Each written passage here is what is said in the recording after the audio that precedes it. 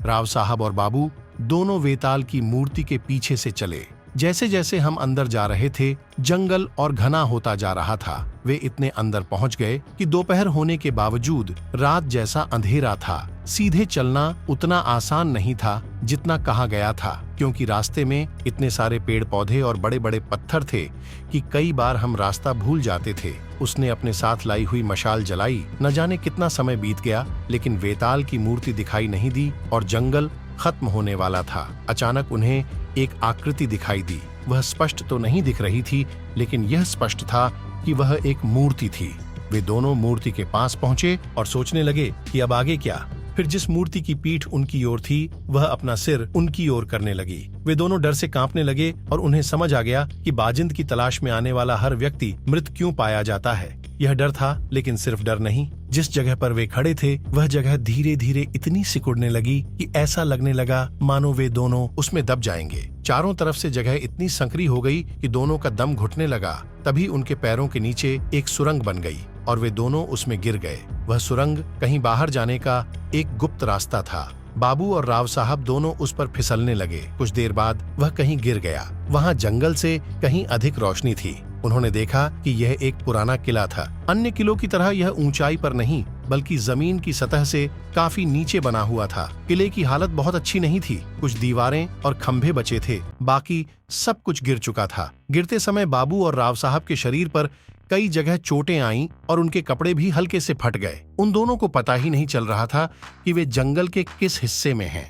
दोनों वहां से निकलने का रास्ता ढूंढने लगे, क्योंकि जिस सुरंग से वे गिरे थे उसका अंतिम छोर 10-12 हाथ की ऊंचाई पर था। चढ़ाई खड़ी थी, इसलिए आसानी से नहीं पहुंचा जा सकता था। दूसरी बात यह थी कि वह उस स्थान पर वापस जाना भी नहीं चाहता था। यद्यपि यह किला जमीन से नीचे बना हुआ था, फिर भी यह एक बहुत बड़े परिसर में फैला हुआ था। जब इसे बनाया गया था तो मजदूर नीचे आ रहे होंगे, इसलिए ऊपर चढ़ने का कोई रास्ता रहा होगा, लेकिन काफी देर तक ढूंढने के बाद भी ऊपर जाने का साधन नहीं मिला। परिसर में कई गुफाएं थीं, लेकिन यह स्पष्ट नहीं था कि वे अंदर कितनी गहराई में थीं। वह जो टॉर्च ले जा रहा था, वह कुछ देर पहले जल्दबाजी में कहीं गिर गई थी। समय खत्म होता जा रहा था। यह जानना संभव नहीं था कि दिन का कौन सा समय था, लेकिन देर सबेर निश्चित रूप से दिन ढलने वाला था। बाबू ने कहा कि ऐसी जगह पर रात में रुकना उचित नहीं है। कभी कभी ऐसी जगहें शापित होती हैं। उन्होंने यह भी कहा कि जान गंवाने वाले लोगों की मौत इसी जगह हुई है या नहीं।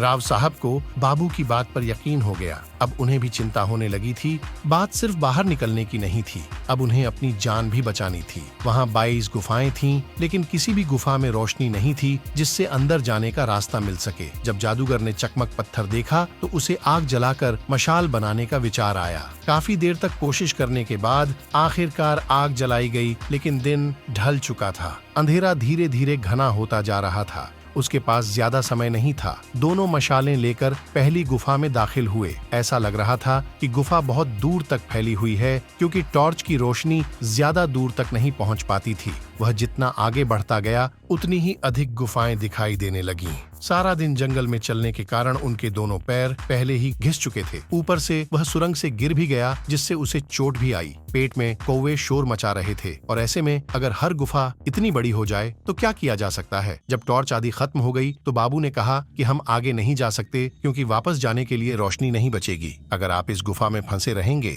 तो दिन निकलने पर भी रोशनी नहीं आएगी और दिशा पता न चलने के कारण आप गुफा के अंदर ही फंस जाएंगे। तो राव साहब ने कहा कि मुझे नहीं पता, अगर हमारा ये फैसला गलत निकला तो हो सकता है कि बाहर निकलने का रास्ता इसी गुफा से हो। समस्या दोनों ओर से थी और वे दोनों ही दुविधा में पड़ गए। दोनों को एक दूसरे के मत सही लग रहे थे। निर्णय लेने के लिए वक्त नहीं था, नहीं तो मशाल वहीं पर बुझ सकती थी। वे गुफा के बहुत अंदर तक आए थे। बाबू ने कहा कि राव साहिब की बात ठीक है, लेकिन हम पहले बाहर जाते हैं और बहुत सारी मशालें बनाते हैं और दूसरी गुफा से फिर से शुरुआत करेंगे। यदि बाकी गुफाओं में रास्ता नहीं मिला तो फिर से पहली गुफा में जाएंगे। इससे हमारे बचने के मौके बढ़ जाएंगे। राव साहिब ने बात मान ली। दोनों गुफा से बाहर आ गए। बाबू की बात बिल्कुल सही थी, क्योंकि गुफा के दरवाजे तक पहुंचते ही मशाल बुझ गई थी। रात को क्योंकि तारे नजर आ रहे थे तो बाबू, जो रात को खजाने निकालने के लिए जाते समय तारों से ही समय का अंदाजा लगाया करता था, वह समझ गया कि आधी रात बीत चुकी है। अब खतरा पहले से ज्यादा बढ़ चुका था, क्योंकि रात का यही वह समय था जिसमें सभी अनहोनी घटनाएं हुआ करती हैं। साधनों की कमी की वजह से मशालें बनाने में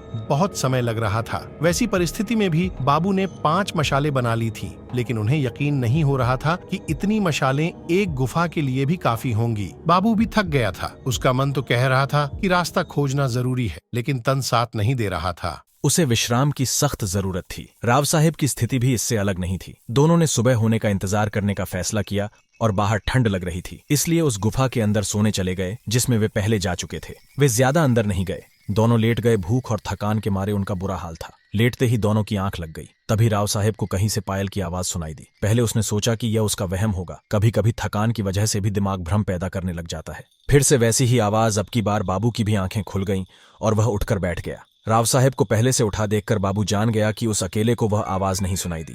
फिर से पायल की आवाज आई, इस बार ज्यादा तेज। दोनों को डर तो बहुत ज्यादा लग रहा था, लेकिन उसका सामना करने के अलावा उन दोनों के बाद कोई रास्ता भी तो नहीं था। एक दूसरे का हाथ थामे हुए दोनों गुफा से बाहर निकले और देखने लगे कि आवाज कहां से आ रही है। थोड़ी देर बाद फिर से आवाज आई। वह किसी गुफा से आ रही थी, पर कौन सी ये पता नहीं चल रहा था।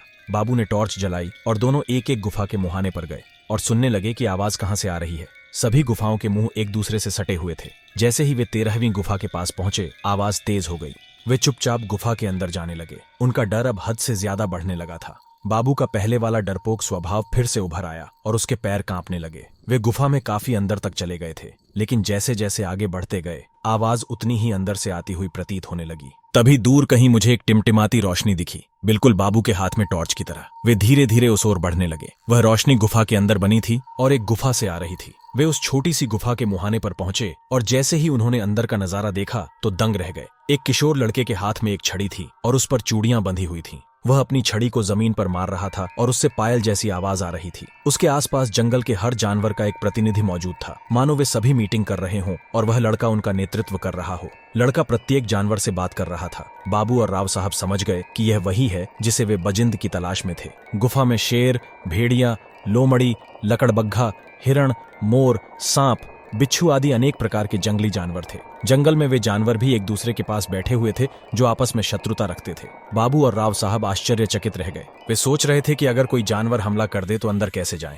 वे गुफा के अंदर आए लेकिन आगे नहीं बढ़े। तभी उस लड़के की नजर उन पर पड़ी। उसने अपना सिर हिलाया और उन्हें करीब आने को कहा। बाबू और राव साहब दोनों भी उनके पास गए। उस लड़के का चेहरा इतना आकर्षक था कि न तो बाबू और न ही राव साहब ने अपने पूरे जीवन में इतना सुंदर व्यक्ति देखा था। वह केवल धोती पहने हुए था। उनका शरीर बहुत गठीला था। उसकी मजबूत भुजाएं, कंधों पर लटकते लंबे बाल और मुस्कुराहट का तो जिक्र ही नहीं। चाहे कोई भी इंसान हो या कोई जानवर, वह उस मुस्कान का कायल हो जाता। उसके चेहरे पर एक अजीब सी शांति थी जो उसने किसी के चेहरे पर नहीं देखी थी।